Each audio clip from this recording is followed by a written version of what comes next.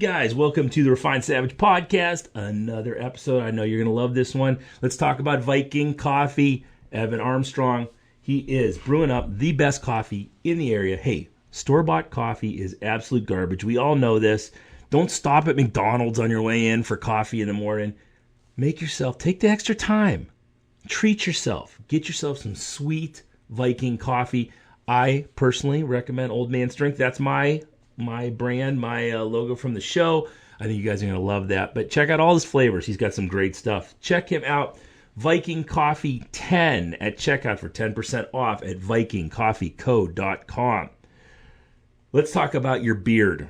Guys, if you're a big, giant, strongman type guy, you probably have some big, giant mountain man beard. I understand. I have them myself from time to time, but you got to keep that thing looking sharp and smelling fresh for the ladies in your life. Check out the Beard Struggle. First of all, their Instagram page is hilarious. You got to check out some of their memes on there. Great stuff. But then head on over to thebeardstruggle.com and check out their products. They have all kinds of beard grooming products, brushes and straighteners and waxes and facial masks and beard oil and everything you could need to keep that beard looking nice. You guys are going to buy those products anyhow. You might as well buy them from the Beard Struggle. Great folks. I highly recommend their products. Give them a holler. Beardstruggle.com. Use the code REFINEDSAVAGE at checkout for 15% off.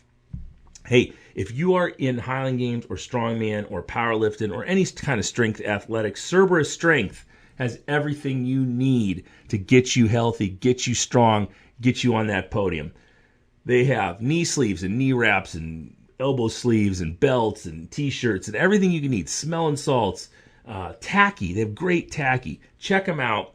Everything you need for your strength journey, Cerberus Strength has it for you. These guys are not some dork pencil necks in some office selling you products. These guys are in the game. They are knee deep in it, and they are helping athletes all over the world. Check them out.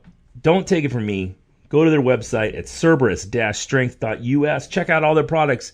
Buy something cool. Tell them I sent you. Use the code REFINEDSAVAGE10 at checkout for 10% off. Warrior CBD. Warrior CBD is one of the best things I've found in 2019. It helps with my sleep. It's not anything harsh. You take a little bit under your tongue, you just relax, fall right to sleep, and you stay asleep. It's great for you people who have a hard time sleeping, or if you have a hard time relaxing. Helps with anxiety.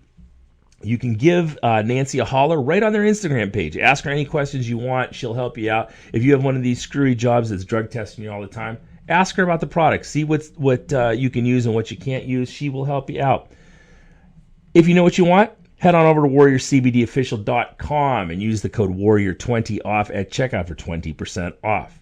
Serious Steel. Serious Steel has everything you need for any part of strength athletics. Whether you are building a gym, building a home gym, you just need some products here and there, t-shirts, smelling salts. They have knee sleeves, elbow sleeves. They have everything you want. Serious Steel is great, and their customer service is out of control good. I love these guys.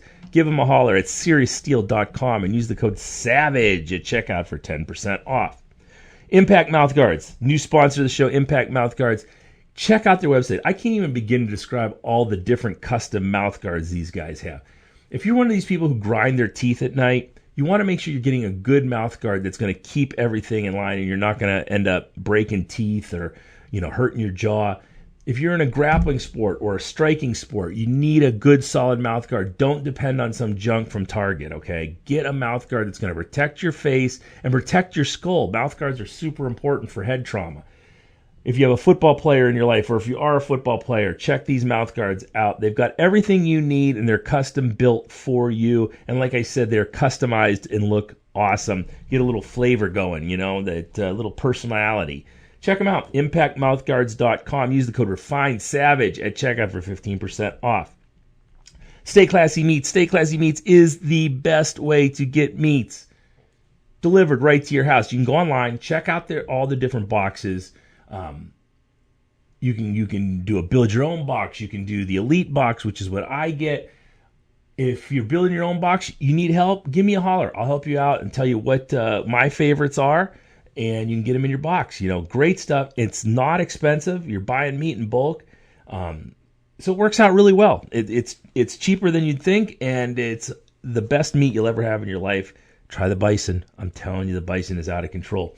Give them a holler at StayClassyMeats.com and use the code SAVAGE at checkout for 10% off. Finally today, Iron and Stone Strength. Iron and Stone Strength out of the Buffalo, New York area. First of all, awesome gym. Second of all, awesome owners. Third of all, awesome apparel. Their apparel line is out of control good. I love their t-shirts. Super soft, comfy shirts, durable, and they look great. You won't be embarrassed to wear these shirts out in public. And they're good people. Just like the folks at Cerberus, these guys are knee-deep in the strongman community, and they are building products for us, guys. Don't give your money to these pencil necks. Give them to the people at Iron and Stone Strength. Use the code REFINESAVAGE at checkout for 20% off. IronandStoneStrength.com. Today on the show, hey, second time on the show, my man, Rick Porrello. Rick Porrello wrote the book that later became the movie. He wrote the book To Kill the Irishman. It later became a movie. It's on Netflix, currently called Kill the Irishman. If you haven't seen that, check it out. Better yet, read the book. On the show today, we're going to talk about his brand new book about Cleveland Jewish gangster Shonda Burns. He is an expert, former police chief in the Cleveland area. Fantastic guy. Fantastic conversation. For all you mobster wannabes out there, this is great, man. I had such a good time talking to this guy. You're going to love it. Share it with your friends, and we'll see you at the end. All right. Rick Porrello back on the show. This is your second appearance on here. We had you out, it's probably been almost 2 years now, right? Yeah, good to be back, Mark. Yeah, this is great having you out here. We are, congratulations for your retirement. You were, how long were you on the force? Thank you. Just shy of 33 years. What police department was it? Lyndhurst. Okay. East side of Cleveland. Yeah. Trevisano's neighborhood. Yeah, right. That's right. He's such a character. Yeah, I love Triv. That was the first time I ever heard about you or Danny Green or any of this stuff. Was on Trevisano's show years and years ago. Okay. He does a local radio show here in Cleveland that is really funny. He's quite the character. Yeah, and he's really into the organized crime history thing too. Yeah, and you I think we talked about it a little bit on the last show you were on. You got into this because, was it your grandfather who was a rum runner? Right. Well, he was one of the first mob families. They were the second mafia family here in Cleveland. They were bootleggers, basically. That was their business. But he was murdered, and that's what sparked my interest. He was murdered, and three of his brothers, would be my great uncles, were killed between 1930 and 1932. They were part of what was called the Sugar War.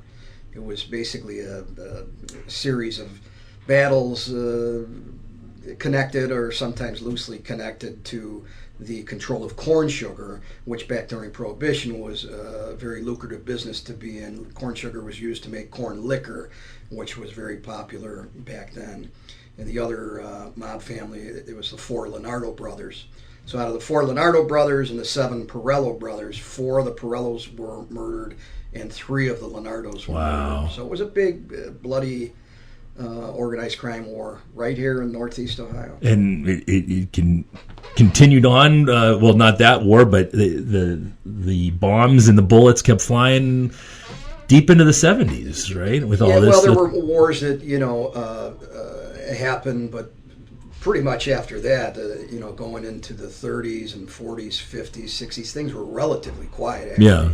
The boss of the Cleveland mob, the godfather, was a man by the name of John Scalish, who controlled things for several decades, and it was pretty quiet. He kept things fairly quiet. There were a few murders here and there, but things didn't really start back up in Cleveland war-wise until the 70s. You're right, it was the 70s. Now, from reading your books, I guess Cleveland being between Chicago and New York is kind of the reason why so much stuff happened here in this part of the country. Geographically, being roughly halfway between New York and Chicago, which were big mob superpower cities, there was a lot of traffic back and forth. They stopped over here.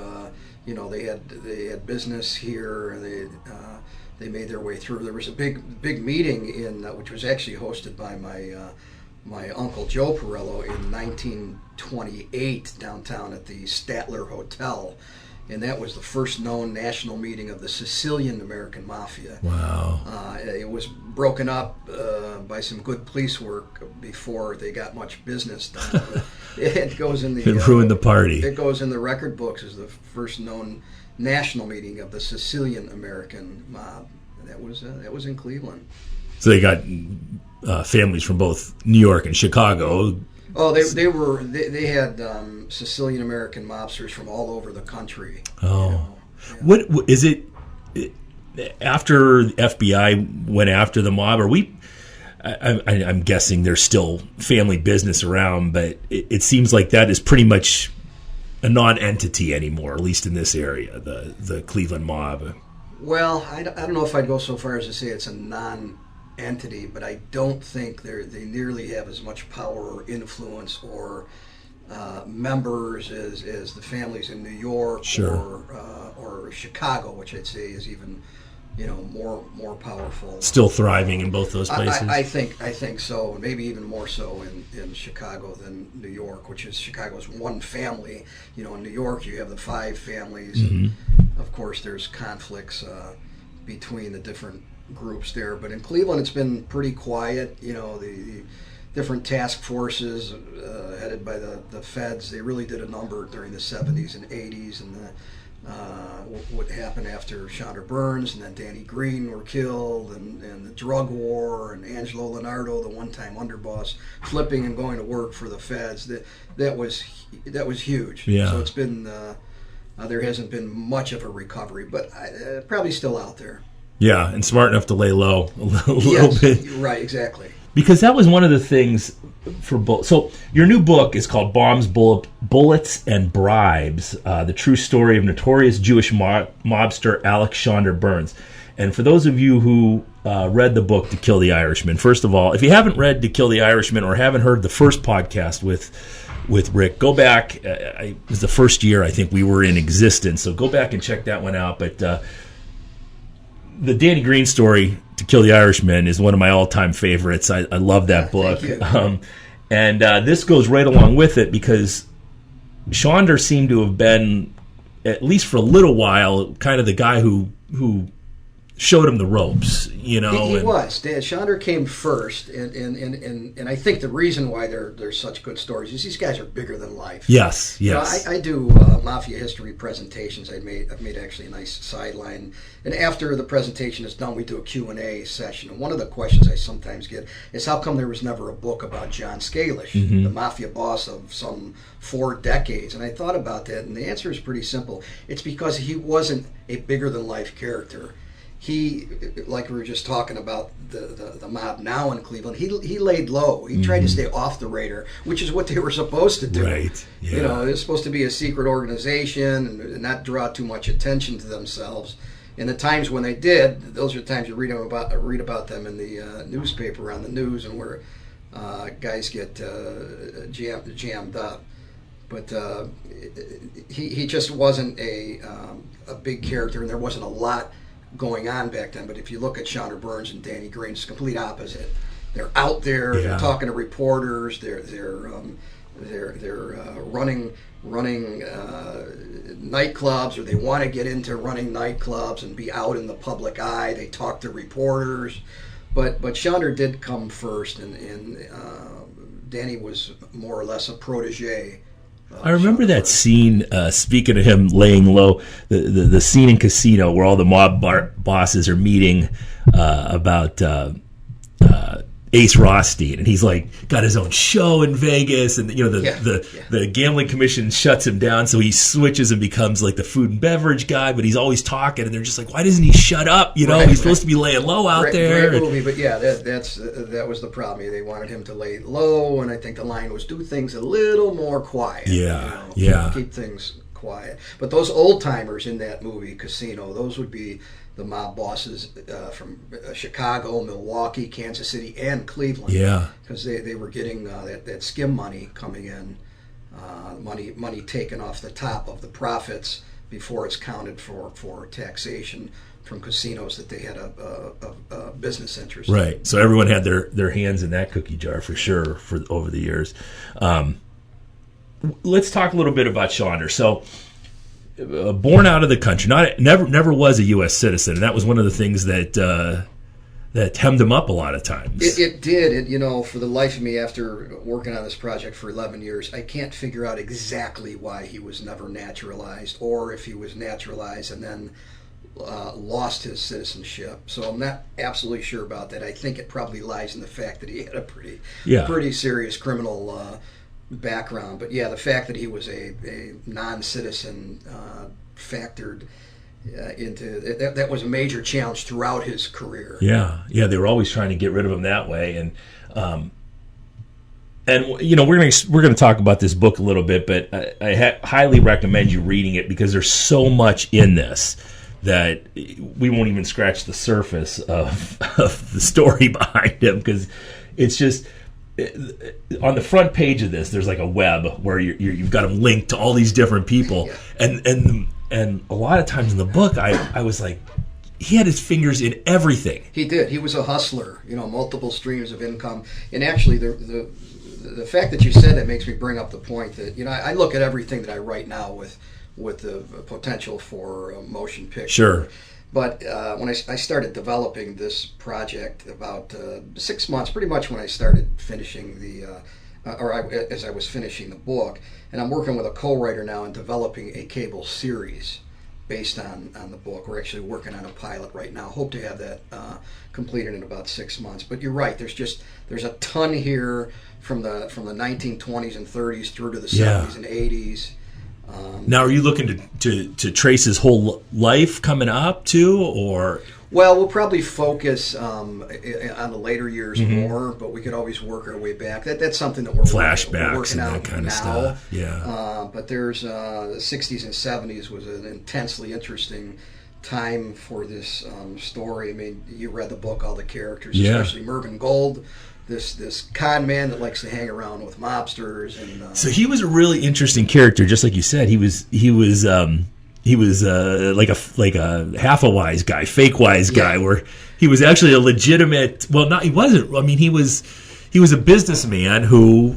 Yeah, I don't think there was anything legitimate about Mervyn Gold other than the fact that he was a father and a wife. Yeah, he as I said, I think in the book, success came to him very quickly, but it was phony success. Yeah. It was as phony as his handshake. The guy just couldn't be trusted. He was a con man, good at making money on paper, big real estate deals and loans and, whack-a-mole. You borrow money from here, and then you use that money to take out another loan, and then he got hooked up with Shaunder Burns and another character by the name of Dominic Bartone, and they gets involved with these stolen Canadian bonds that factor into the Cuban Revolution. It's a little a complicated story. It is, and there's, like I said, there's so many links to all these different people, and when we're looking at really the start of Shaunder's career, so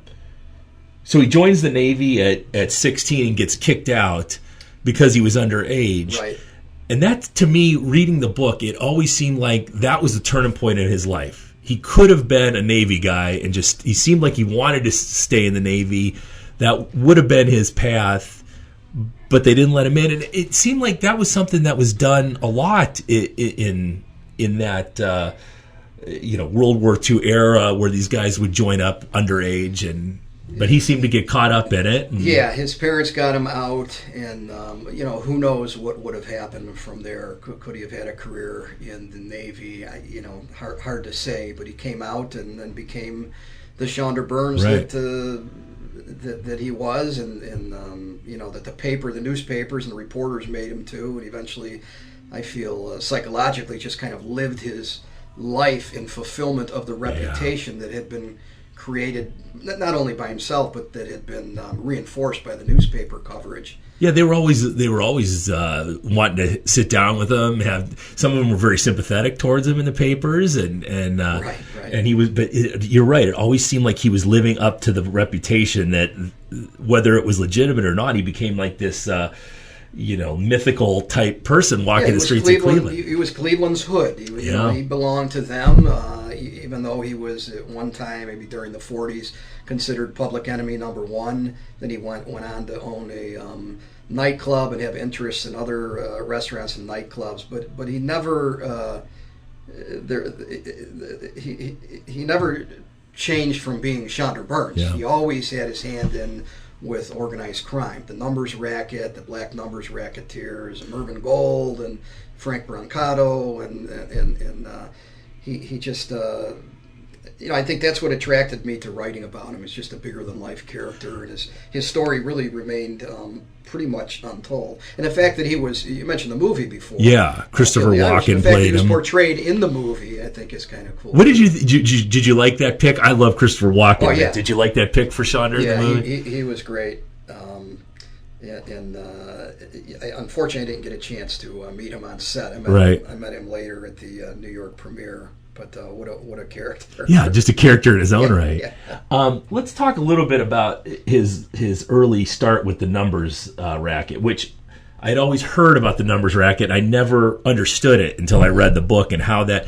But this was basically a black-owned business, quote unquote, for the most part. Yeah. And he somehow got entwined in that. Yeah, well, that was through his association with the mob, specifically the Mayfield Road mob, which was the successor to the Porrello and Leonardo organizations.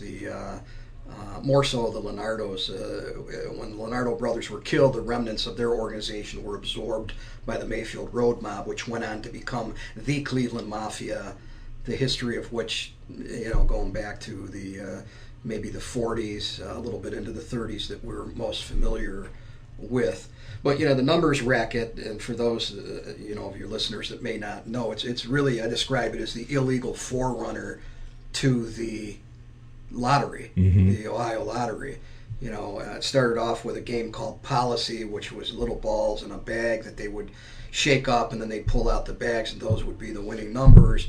And then that led to what they called Clearinghouse, which was a 3-digit number, and they would use the stock market figures, the daily stock market figures that appeared in the newspaper, the advances, the declines, and the unchanged figures. They'd line up the columns in a certain way, and that would be the winning number.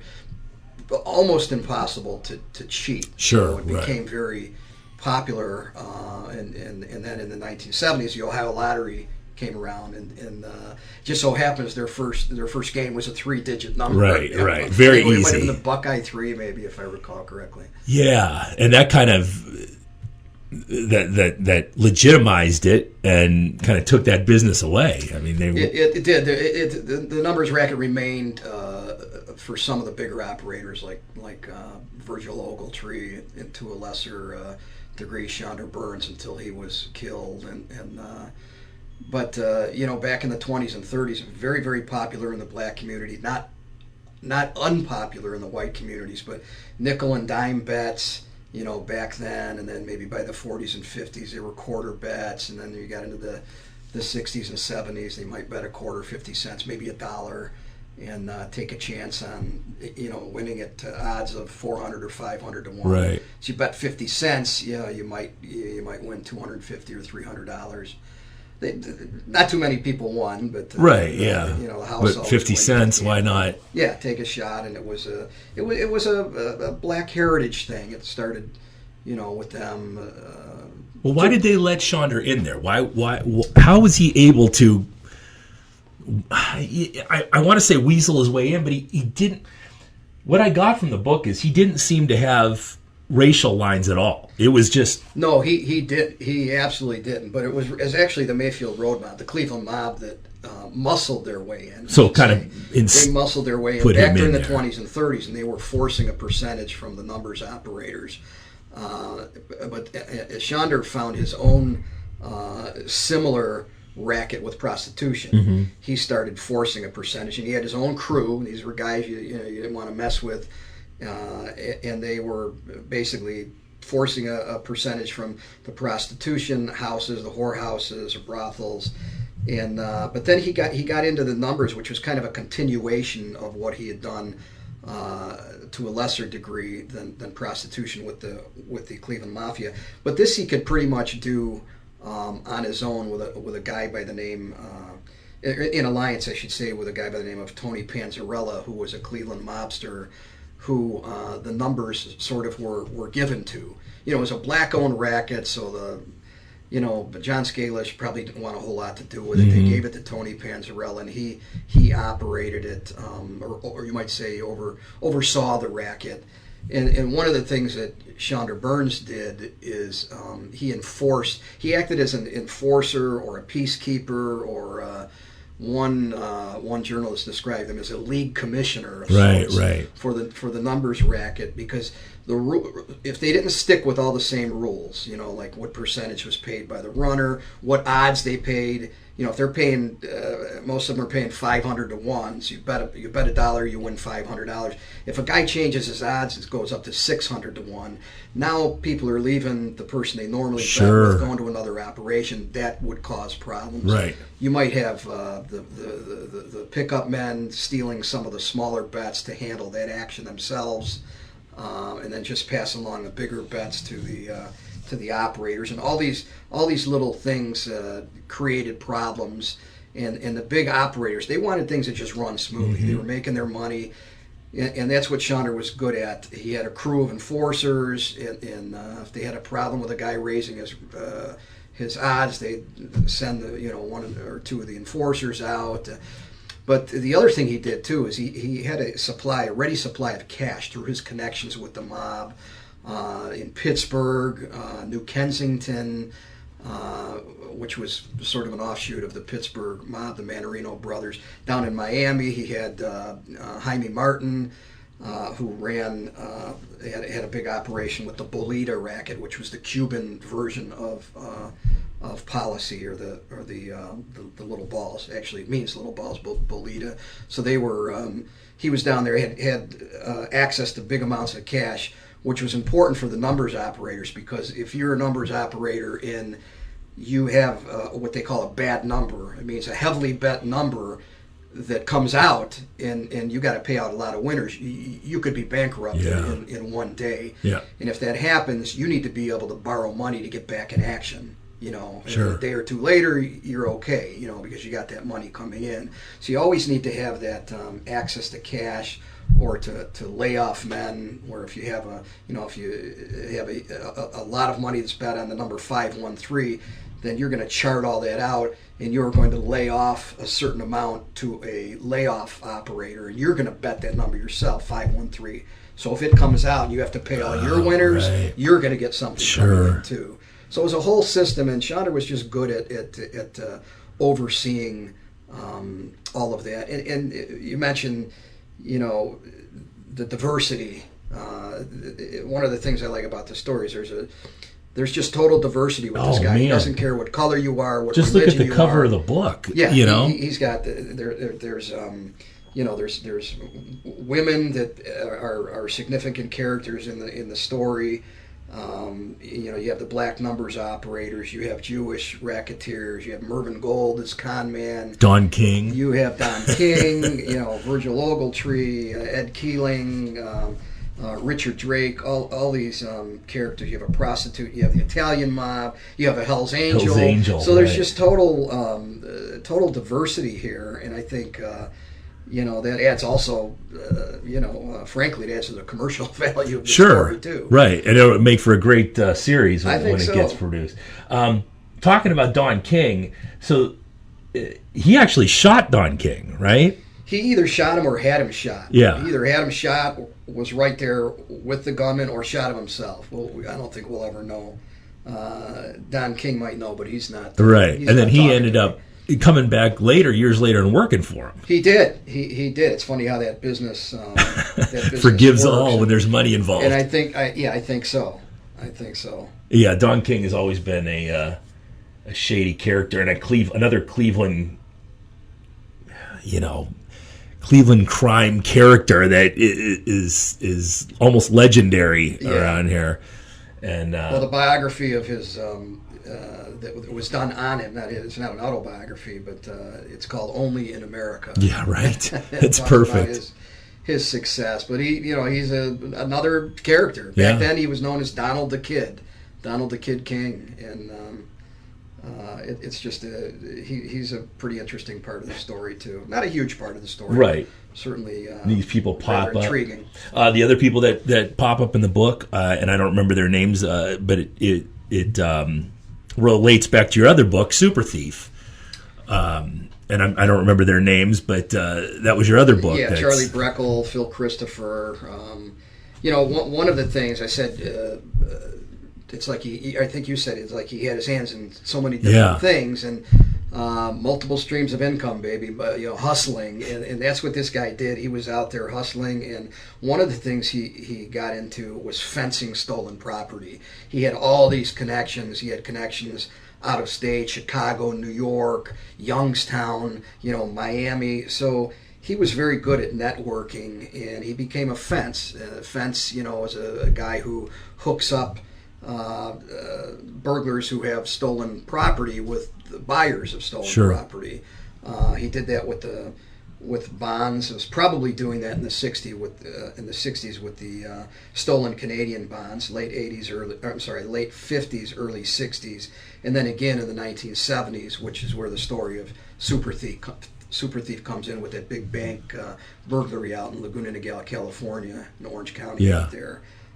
I got to pick that book up too, because that's the one I haven't read yet. And that's actually an advanced development for motion pictures. So I can't see why it wouldn't be. I think it'd be a great heist flick. And pretty excited about that. That's incredible that people are jumping on these things, and you're the one who's got your finger on the pulse of all these old mob stories from Cleveland that people don't even know about. Well, it's interesting, Mark. I look at what I do. It's not the writing. I don't consider myself some great writer, but it's the pick of the story. Yeah. And really, one of the first questions you asked, how did you get interested in this? It was really the murder of my grandfather. And researching that set the stage for me to be interested in organized crime history in Cleveland. But what I do, and when people ask about that, I've described it. What I do now is having like a 10,000 piece puzzle. Yeah. Okay. There's 500 pieces missing, and my job, and it usually takes anywhere from 5 to 10 years, is to put that puzzle together so that you could see a picture. Yeah. Now there might be, when it's all done, there might be a hole here, might be a hole here, a hole there, but you could see the picture. So I think these are really good stories. People love to read about it. Many people, I should say. Certainly not everyone, but I think we just have a natural curiosity about these. Folks. There's always that dual side of that, where you look at the lifestyle they seem to have been living. They were larger than life. They had all the money. They had all the girls. They were going to fancy restaurants, and they were stars on the streets. But then, the price you pay for living that lifestyle is the ice pick in the back of the head when you're not paying attention, or right. It wasn't a lifestyle where your heart rate probably ever went down. Right, I think it was a sexy lifestyle, but like Phil Christopher said, you mentioned Super Thief, the book. I think he said something like, "Crime does pay; it just doesn't pay for long." Yeah, and it'll suck the life out of you, and that's the reality for 99 out of 100. There's not much of a retirement plan. Right? No need for it. Right? There's not. No. Yeah. So he was. He had a wife, Ellie. Was that her name? That was his second wife. Second wife, Ellie. Who was a school teacher. She started off. Yeah, she was very young. Chandler liked him young. He liked him in their early 20s, and that's when he was in his 30s. And right. He liked him in their early 20s when he was in his 40s, right. and when he was in his 50s. She was probably 55, and she might have been 22, 23, just out of college, getting her first job. She went to Kent State University. And then she became a school teacher, I think second grade for the Garfield Heights School District outside of Cleveland. And her dad died, which may have played into her attraction Daddy to Chandler. issues. Maybe. Yeah. It would seem to, I'm no psychologist, but that would seem to make sense. And became, Chandler's girlfriend. They moved in together. Eventually they got married. And she stayed loyal to him to the end, and even be I don't want to give too much away here, but even beyond his death. Yeah. She stayed true to him. She was squared away as far as a gangster's wife. I mean, she knew to keep her mouth shut. She knew she played, whether she was playing that role or she actually was that role of this dutiful wife of an upstanding businessman, and kind of quiet. Yep. The police shy. came over and she would give him coffee, and it was that kind of stuff. She's another just another really good character. And when you're talking about a motion picture or a series, you're looking for strong, especially now, you're looking for strong female characters, and that's another thing, another exciting thing about this story. So he gets. Let's talk a little bit about Danny Green, because that's it's something that the last time you were on, I'm guessing both the movie and the books got a bump because everyone was asking me questions because no one knew who he was, from outside of Cleveland. And all of a sudden, everyone wanted to know about him. And so these two hook up, and Danny is kind of working as a strong arm type guy for Shonda, right? After he gets thrown out of the dock workers union. Right, yeah. And it seems like he's just learning a lot from him.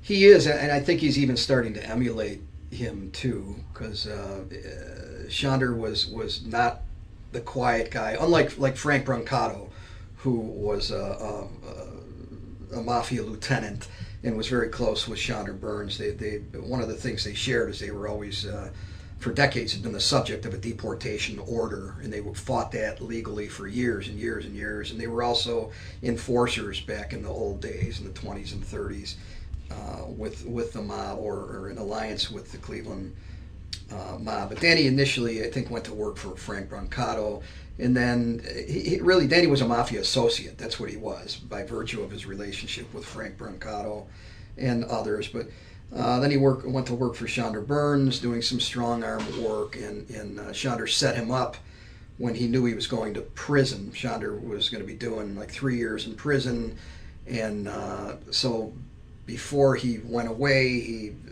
basically schooled Danny in the operation of his numbers business, so that when he went away, Shonda could keep an eye on things, make sure that Ellie got paid, made sure that the nobody was cheating his business and so forth. So that's how he became associated with Shonda Burns. And one thing I didn't realize from the first book and reading the new one is that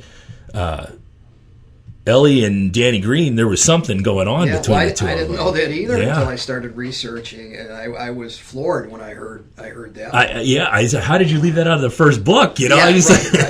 Well, that's what happens. You're researching. Sure. It's a funny thing, and you meet people, and now that the book is out, it's just starting to get into the distribution system, and we're starting to see some sales. But I'm starting to meet people, like on Facebook. I have a Facebook author page, and I'm starting to meet people that I could have interviewed. Right. But if you wait to do that, you'll never finish the project. Yes, so right. You gotta finish and then move on. But yeah, I was shocked to find out that Danny had this meretricious relationship with Ellie while Shonda was in prison. Yeah. So Ellie stayed. She was a young girl, and she stayed loyal to Shonda, but she didn't necessarily stay faithful. Stay faithful right. to him. Right. She had her other desires. She may have wanted to have children. We don't know. Shonda did not want children. I mean, he's in his mid-50s. Yeah. He's got a son. So it's just another very interesting. They had an arrangement because he was obviously fraternizing with women all the time, and she seemed to know about it and just bring it home. Whether they had an actual arrangement or whether they just tolerated each other, I don't know. But she became his alibi witness in a very important murder investigation that, of course, is a big part of the book, and that was very important to him. So he may have felt some sense of loyalty to continue to take care of her, give her a home, and so forth as time went on. But that didn't change the fact he still liked them young women in their 20s, and some of them, fell for him, or at the very least fell for his money. Yeah, right. A little bit of power. And speaking of the murder case, and just cases in general, he was so good at getting out of these cases. I mean, they had him on so many different charges, so many different times. It seemed like every time he would leave the house, someone would follow him and arrest him. And he just kept, sloughing him off, Right. And, well, everybody was after this guy, Yeah. and that's an important part when you're writing a book or you're writing something for film or television. Your character should have a lot of challenges that he's dealing with. Well, this guy had challenges just within the law enforcement community at every level, local, state, and federal. The feds are after him. The FBI is after him for various crimes throughout the time. For the longest time, the IRS, because he owes back taxes that he can never seem to catch up with. Right. He can't have anything in his name. He buys his car, he puts it in his sister's name. The house is in somebody else's name. So they're after him. They're watching his income.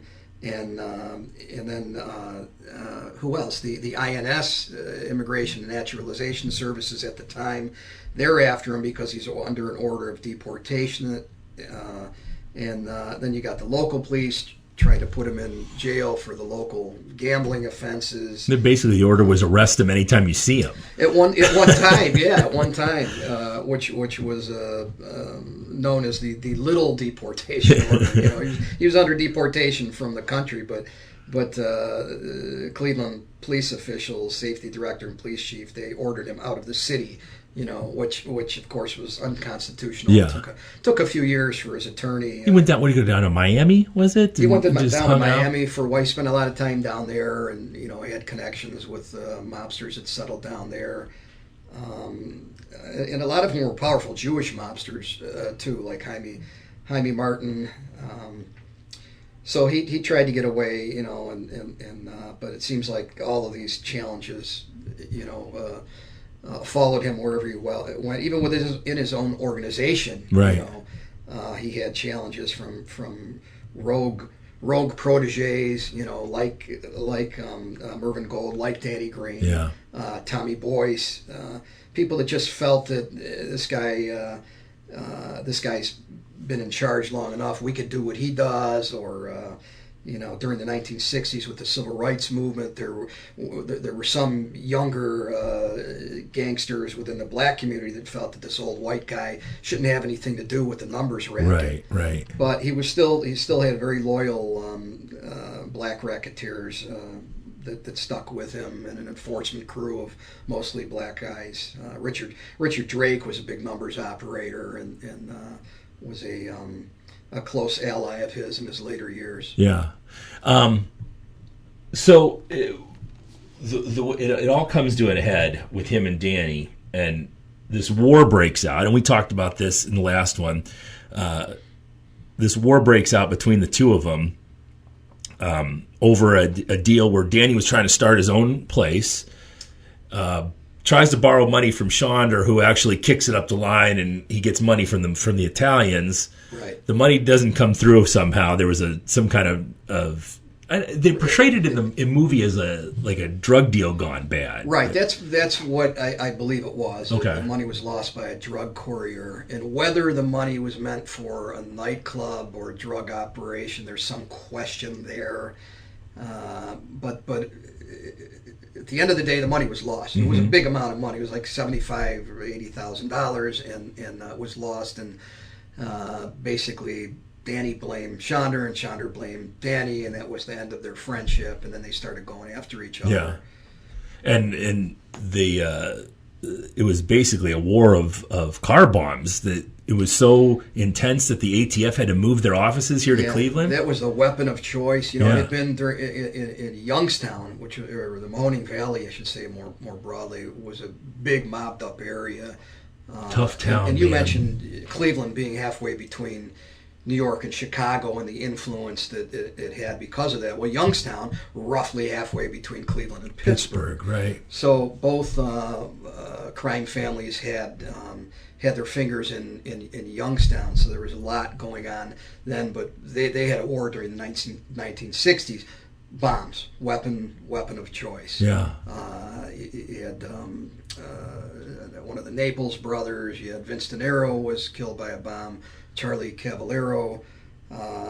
But then, when you fast forward to the 70s in Cleveland, yes, it was a bombing war, and bombs were going off in storefronts and cars, fronts of houses, and they also used bombs in the earlier years as Chandra used them. There were a lot of bombs used to intimidate characters. Prior to Don King getting shot, a few years prior to that, his house was bombed. The front of the house, the porch, some heavy damage. Yeah.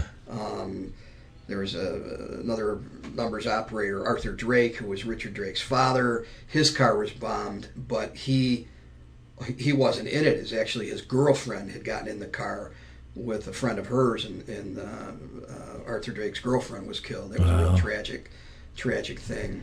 Yeah, that collateral damage is never good for business, I would assume. Exactly, right.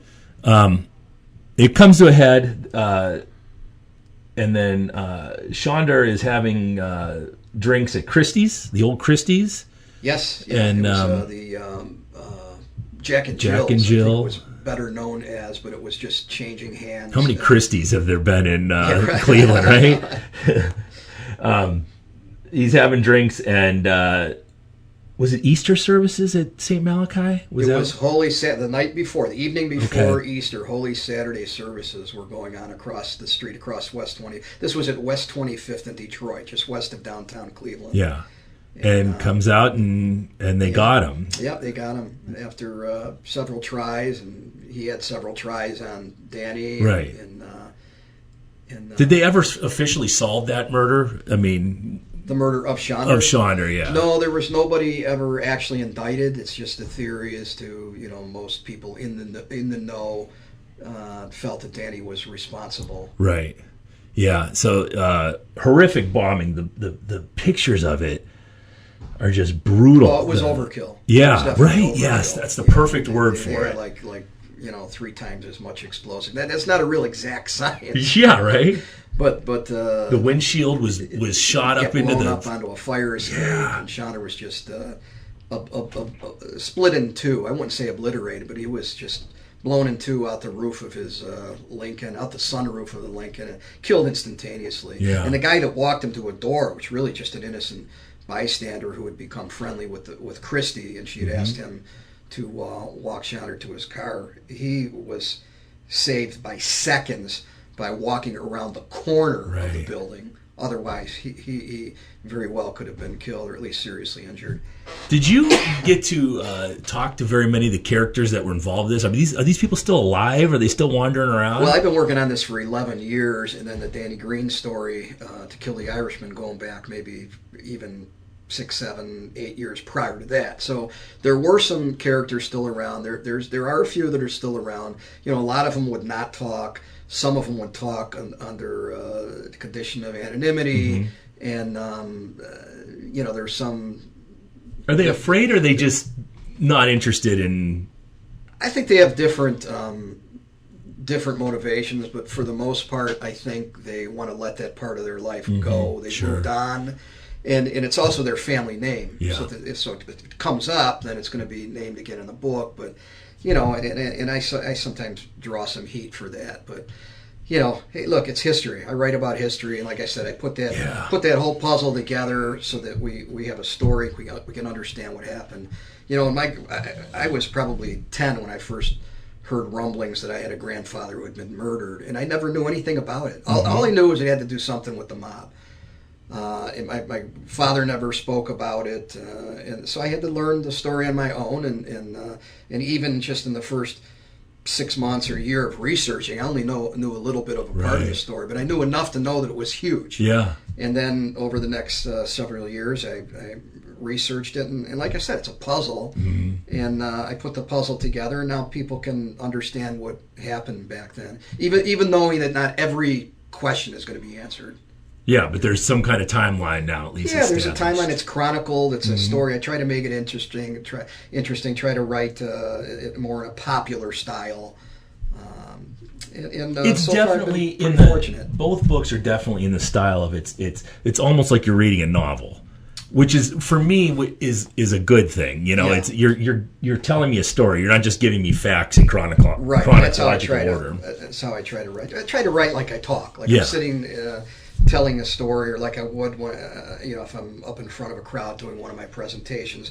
That's how I write. I write how I speak. Do you have any more of those coming up? I know you did one at the Music Box downtown. Yeah, the Music Box will be coming up again after the New Year. It might even be in February. I've got one coming up at Mentor Public Library. Okay. You got to register for that. I think I might wait till the Music don't. Box to get a cocktail while I Oh, listen. I'd love to see you there. Yeah. And then I've got a few book signings coming up. I've got those on my website. Did you ever get any shit when you first got on the force for your last name? Not too much. There was a little bit of joking, during the background investigation. There were Right. some jokes about that, but you know what? So much time had passed. I started applying to police departments in around 1985. Well, that was decades. It was several decades. Sure. But it was, it was 33 years ago too when I first started. So it was still a little bit fresh. There were still articles that would come out on anniversaries in the newspaper. Yeah. And so forth. You take shit just having a vowel at the end of your last name. I know from experience, it Well, doesn't really matter. Yeah, especially back then. I think that's changed a little bit over the years. Yeah. Well, for those of you who haven't read the books yet, so To Kill the Irishman and Super Thief, Kill the Irishman, which is the movie based on the book, is on Netflix right now, I believe. I think so. Yeah, I've seen it, and you should definitely check that out. What's next on the agenda? Is there another book in the works? Is there something coming out? Not a book at this point, but my working on the series. And I'm working with a co-writer, Danielle Alberico. We just finished our first screenplay, which is like her, I think, fifth or sixth screenplay. It's my first. And it's the story of this young drummer, a teenage drummer, 18-year-old kid who goes on the road with a major entertainer, Sammy Davis Jr., and then quits to become a cop against the wishes of his father. And if that sounds familiar, that's because that's based on my life story. Really? Oh, that's right. I didn't know you were. I knew you were a drummer. I forgot about that. Right. So that's a big part of my background, and it had actually been the first book that I ever started writing. My brother Ray, he worked for Sammy Davis Jr. We're both drummers. My father was a drummer, so there were three drummers in the house. God bless my mother. Yeah, right. Jeez. And he got a big break. He'd worked with some major entertainers and went on the road with Sammy Davis Jr. for 6 years. When he left, I went on the road and spent 2.5 years traveling. I was only 18 years old. I left before I was 21. I left before I was even able to be legally gambling in Las Vegas and Lake Tahoe, which I had sometimes done. So then I left, and the story is an adaptation, and we basically have the dad that he sees his son at the top of an industry, and then the kid wants to quit to become a cop. What the hell did you want to become a cop for? and I passed that psychological exam too. I had an interest in police work since age 12, probably. I got a police radio for Christmas, one of those, not a scanner, but one of them tunable radios. And I lived in Cleveland Heights, which is a bigger suburb of Cleveland, so there was a lot of police action. And I just really started getting interested in police work, even though, I had started drum lessons and studied music for 6 or 7 years, and was in the bands in high school, joined the Musicians Union when I was 16. But that seed had been planted, and then I had a cousin who became a Cleveland Heights cop, and that really just cemented my interest. He was living the life, right? I just loved it. Well, interestingly, he didn't even complete his career. He got I think a little disillusioned and left before he completed his whole career. But I just had this intense interest, and it just grabbed me and pulled me in, even though I had this success that I started off in the music business at an early age. So Danielle and I just feel that it's a really good story, that it's inspirational, it's a coming of age, it's about courage and perseverance. And there's family conflict, and there's Las Vegas and Lake Tahoe, and traveling with a major entertainer, and what goes on behind the scenes. And so we're really excited about that. We're just now starting to submit it, and she's doing a lot of that. Like I said, this is her 5th screenplay. Well, good. So that's what I'm working on. Yeah. And then, like I said, we're working on developing Bombs, Bullets, and Bribes into a cable I think series. it's going to be fantastic. I enjoyed the book thoroughly. I devoured it in about 3 days. Beautiful. Glad to hear. Yeah, it was great. And man, I look forward to the screenplays. I look forward to the shows coming out, and I wish you the best of luck. I want to thank you for coming out and doing this again. And this, like I said, this was a big one. This is one of our most popular episodes when you talked last time. Well, glad to hear, and you're certainly welcome. It was a nice experience last time. This has been great this time. So fantastic. Well, guys, when is it? When's it going to be like officially out? November 1st, it came out officially. So it's out there in the greater Cleveland area. Anyway, I've got some book signings coming up, and all of that's on my Facebook page and on my website, rickporrello.com. rickporrello.com. The book is Bombs, Bullets, and Bribes. The other one is To Kill the Irishman, and then also Super Thief. Right. All right. This has been Rick Porrello, and this has been The Refined Savage. See ya.